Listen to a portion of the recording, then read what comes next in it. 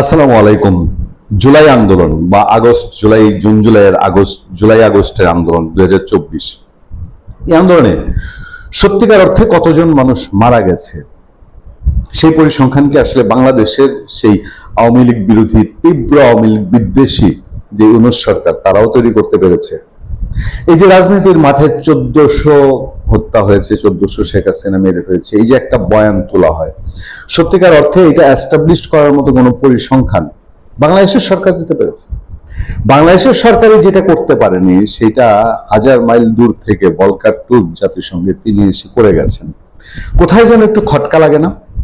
এই যে 1400 বলা হচ্ছে, এই 1400-র মধ্যে বাংলাদেশ সরকারের যেই লিস্ট, জুলাই যোদ্ধাদের যে লিস্ট, যেখানে ক্ষতিপূরণ দেওয়া হয়েছে, সাহায্য দেওয়া হয়েছে, অর্থ সহায়তা দেওয়া হয়েছে, ফ্ল্যাট দেওয়া হচ্ছে, গাড়ি দেওয়া হচ্ছে, বাড়ি দেওয়া হচ্ছে, সেই তালিকায় তো 856 জনের মতো তালিকা। আবার ওই 856 জনের মধ্যে অন্তত 50-60 জন ইতিমধ্যে প্রতিষ্ঠিত হয়েছে, যে যাদের স্বাভাবিক মৃত্যু হয়েছিল, যারা হার্ট অ্যাটাকে মারা গেছে, যারা জুলাই আন্দোলনে একেবারে যায়ই নাই, ভিন্নভাবে আক্রান্ত হয়ে ইভেন বাড়ি গিয়ে মদ খেয়ে মারা গেছে, ওই 856 জনের মধ্যে আছে। এরপরে ওই 856 জনের মধ্যে এই ভুয়া জুলাই যোদ্ধা বাদ দিলেও এরপরে যে সংখ্যাটা থাকে, এই সংখ্যাটার কত সংখ্যা আসলে আওয়ামী লীগের পুলিশ বা ছাত্রলীগ যুবলীগের আঘাতে মারা গেছে, আর কতজন স্নাইপার রাইফেলে মারা গেছে, সেই পরিসংখ্যান কি কেউ করেছে? আরো কথা আছে, বাংলাদেশে পুলিশ ভাইয়েরা জুলাই আগস্টে যারা মারা গেছেন তাদের সংখ্যাটা কোথায়? এটা কি এই 856-র মধ্যে নিহতের সংখ্যা? কারণ তখন তো বাংলাদেশে যত মৃত্যু হয়েছে সবগুলো 856-র মধ্যে ঢুকানো হয়েছে। তাহলে পুলিশ ভাইদের মৃত্যুর সংখ্যা, পুলিশ ভাইদের মৃত্যুর তালিকা, সেটা কোথায়? এত শত যদি বাদও দেন, আজকে এই দিনে হয়তো সেই স্নাইপার রাইফেলের আঘাত পাওয়া মানুষগুলোকে বের করা হচ্ছে না। এটা তো ব্রিগেডিয়ার সাখাওয়াত হোসেন স্পষ্ট বলেই দিয়েছে।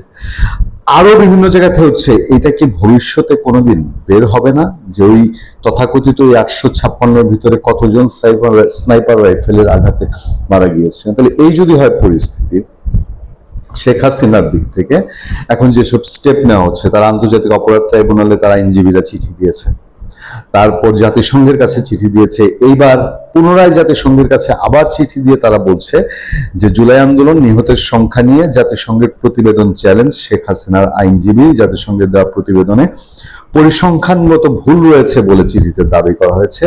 ছোট্ট করে আমি আবার একটু আপনাদের সামনে রিপিট করি। বাংলাদেশের 24 ছাত্র আন্দোলনের নিহতের সংখ্যা নিয়ে জাতিসংঘের প্রতিবেদনকে আইনজীবীর মাধ্যমে চ্যালেঞ্জ করেছেন মানবতা বিরোধী অপরাধে ফাঁসির দণ্ডপ্রাপ্ত সাবেক প্রধানমন্ত্রী শেখ হাসিনা।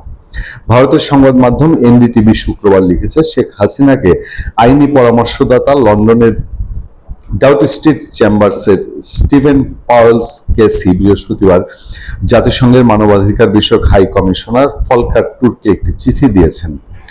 জুলাই আন্দোলনে নিহতের সংখ্যা নিয়ে জাতিসংঘের প্রতিবেদনে পরিসংখ্যানগত ভুল রয়েছে বলে চিঠিতে দাবি করা হয়েছে।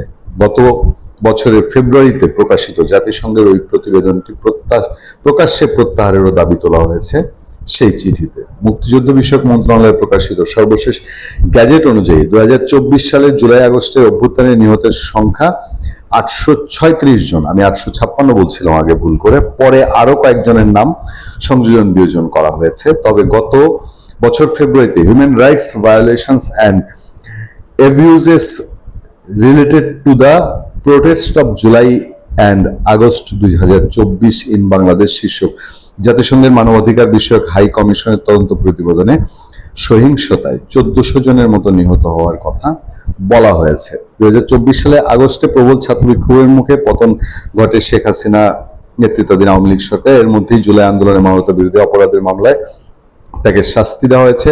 সাবেক প্রধানমন্ত্রীকে ফেরত পাঠাতে এর মধ্যে বাংলাদেশ সরকার কয়েক দফা ভারত সরকারকে চিঠি দিয়েছে।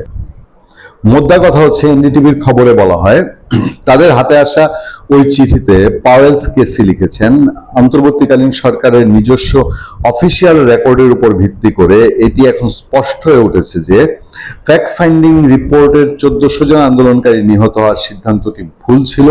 মূলত শেখ হাসিনার সরকারকে সহিংসভাবে উৎখাতের বিষয়টিকে বৈধতা দিতে অন্তর্বর্তী সরকারই মিথ্যা ও উস্কানিমূলক তথ্য ছড়িয়েছিল।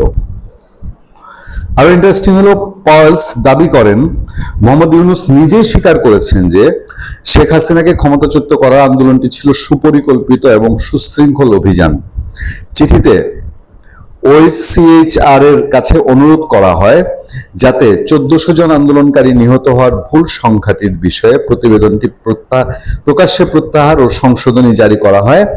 জাতিসংঘ যে কোনো মিথ্যা বয়ান বা প্রচারণাকে স্থায়ী করার হাতিয়ারে পরিণত না হয় তা নিশ্চিত করার জন্য এটি অত্যন্ত প্রয়োজন বলে মনে করেন শেখ হাসিনা আইনজীবী। এই বিষয়ে ওএসসিএইচআর এখনো কোনো প্রতিক্রিয়া দেয়নি।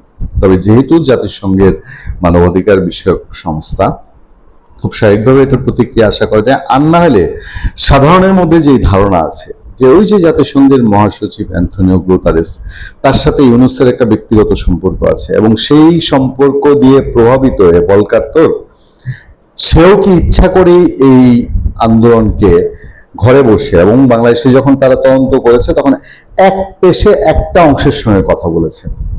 তারা না পুলিশের সঙ্গে ঠিক মতো কথা বলেছে, না আওয়ামী লীগের সঙ্গে কথা বলেছে, না নিরপেক্ষ দৃষ্টিতে যারা ওই আন্দোলনকে দেখে তাদের কারোর সঙ্গে কথা বলেছে। শুধুমাত্র ইউনূস, এবং শুধু ইউনূস নয়, ইসলামী ছাত্র শিবির দ্বারা প্রভাবিত হয়ে তারা এই রিপোর্টটি তৈরি করেছে। ফলে শেখ হাসিনা এবারের যে চ্যালেঞ্জটি, এই চ্যালেঞ্জটি যে একেবারে উড়িয়ে দেওয়ার মতো না, সেটা খুব ভালোই পরিষ্কার হয়। ভালো থাকবেন, সুস্থ থাকবেন। আপনাদের সাথে আমি আতিক রহমান, পূর্ণিয়া।